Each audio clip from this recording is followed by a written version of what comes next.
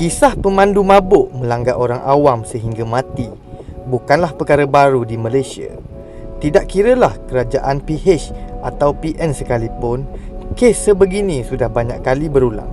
Malah, kes-kes pemandu mabuk melanggar mati orang awam juga sering dipolitikkan. Rata-rata rakyat Malaysia tidak berpuas hati dengan hukuman terhadap pemandu mabuk yang didapati bersalah melanggar mati orang awam. Walaupun telah membunuh, pemandu mabuk tidak dikenakan hukuman mati mandatori. Malah, hukuman penjara atau denda yang dikenakan juga tidak setimpal.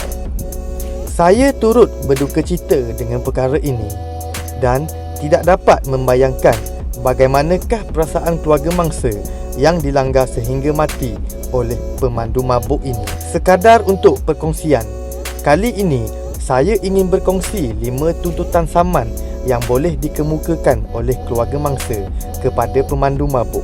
Perkongsian kali ini merupakan tulisan asal Tuan Mufarwa Farid yang merupakan seorang peguam, motivator dan penulis buku.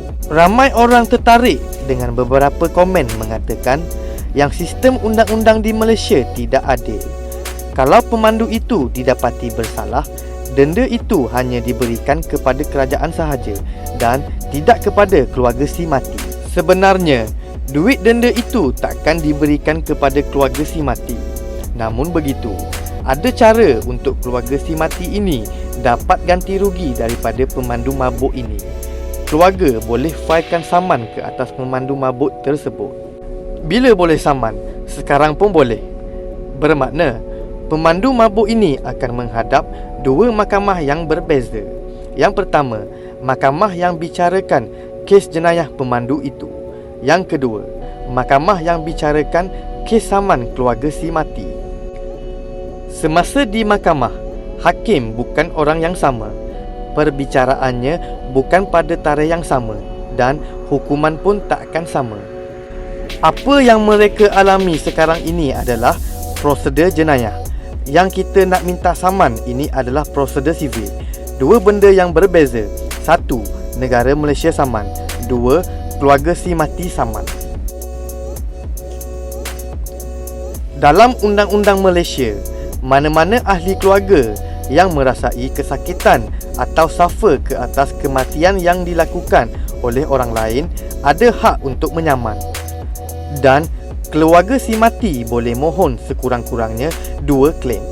Yang pertama, dependency claim. Tuntutan keluarga si mati yang menuntut agar pemandu mabuk ini membayar sejumlah wang yang sepatutnya arwah boleh provide kalau arwah masih hidup sampai umur 55 tahun. Hak ini termaktub dalam Seksyen 7/3 Akta Undang-Undang Sivil 1956. Contohnya, arwah ini masa hidup, dia provide RM2,500 sebulan untuk menyara keluarga. Maka, ada pengiraan tentang saraan ini. Yang syaratnya, saraan itu wajib directly kepada ahli keluarga yang betul-betul menerima duit tersebut. Pengiraan bab ini agak panjang sekiranya diulas di sini. Kita cuma perlu rujuk peguam masing-masing sama ada kiraan itu diterima atau tidak. Ianya tertakluk kepada keputusan hakim. Yang kedua, bereavement claim. Keluarga si mati boleh tuntut pemandu mabuk ini untuk bayar kesedihan yang dialami satu keluarga sebab matinya si arwah.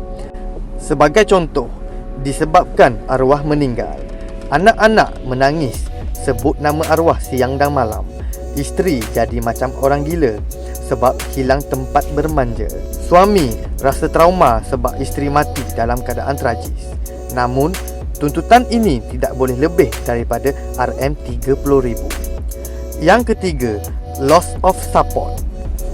Berbeza dengan dependency tadi, loss of support ini lebih kepada perbuatan yang tak keluarkan duit. Ianya tuntutan ke atas kehilangan tempat untuk bergantung dari segi tenaga. Sebagai contoh, arwah merupakan ibu yang ada anak kecil. Suami memang bergantung ke arwah untuk jaga anak, dari bagi susu, mandikan, pakaikan baju dan tidurkan anak. Disebabkan arwah dah meninggal, tiada siapa nak buat kerja-kerja itu. Maka suami dia boleh tuntut kepada pemandu mabuk itu tentang kehilangan support ini. Yang keempat, estate claim, yakni tuntutan kecederaan si mati. Keluarga tersebut boleh tuntut kepada pemandu mabuk ini sejumlah bayaran disebabkan kesakitan yang dialami oleh si mati. Hak ini telah termaktub dalam Seksyen 8/5 Akta Undang-Undang Sivil 1956. Kalau arwah masih hidup, arwah boleh buat tuntutan ini. Tetapi sebab arwah sudah pergi, keluarga arwah pula yang menuntut. Tapi hanya bergantung kepada laporan perubatan doktor. Sebab apa kena bergantung laporan perubatan doktor? Sebab keluarga tak tahu pun si mati ni sakit macam mana. Tuntutan ini memang banyak bergantung kepada laporan perubatan. Keluarga boleh tuntut kesakitan, penderitaan semasa kemalangan dan kehilangan tubuh badan si mati. Dalam kes ini, keluarga boleh tuntut bil hospital, duit transport dan duit baiki kenderaan yang terlibat dalam kemalangan. Yang kelima, tuntutan kos guaman. Sekiranya keluarga si mati menang, keluarga boleh tuntut supaya pemandu mabuk ini membayar kesemua kos guaman mereka.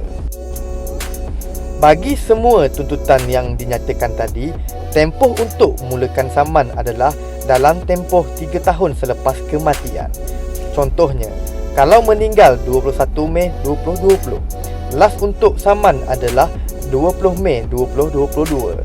Selepas 20 Mei 2022 ini, keluarga tak boleh tuntut claim ini.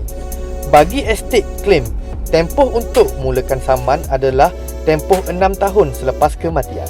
Seandainya pihak keluarga ini menang kes, tetapi pemandu ini dimasukkan ke penjara sebab kalah kes jenayah.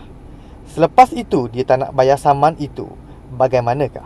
Kalau pemandu mabuk ini sudah kalah saman tetapi tidak mahu membayar, ada beberapa perkara yang keluarga mangsa boleh lakukan. Yang pertama, mohon kepada mahkamah supaya arahkan PDRM sita semua aset dan barang yang bersalah ada, kemudian lelong sampai cukup duit. Yang kedua, mohon orang lain yang berhutang dengan pemandu mabuk ini supaya selepas ini segala hutang itu dibayar kepada keluarga itu sahaja. Yang ketiga, jual share syarikat pemandu mabuk ini sekiranya ada. Yang keempat, mohon mahkamah declare pemandu mabuk ini bankrupt sekiranya pampasan melebihi RM50,000. Berdoalah kita agar makin tingkat kesedaran pemabuk-pemabuk ini supaya jangan jadi bodoh memandu masa kepala pening. Dan berdoalah agar Tuhan lindungi kita menjadi kedua-dua pihak, serta tak jadikan kita mangsa dan tak jadikan kita pemangsa. Sekian, terima kasih.